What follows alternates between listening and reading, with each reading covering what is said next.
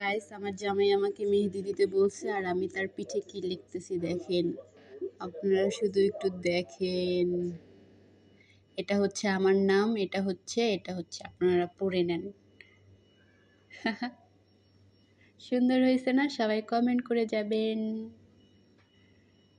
পাশে যদি ছোট করে একটা লাভ দেওয়া যায় তো অনেক সুন্দর লাগতো, কিন্তু একটা স্টার দিয়ে দিই, তাতেও সুন্দর লাগবে। অবশ্য জায়গা নাই, এর জন্য লাভটা দিতে পারতেছি না। স্টারটা বেশি সুন্দর হয়নি। যাই হোক, অবশ্যই কমেন্ট করে যাবেন।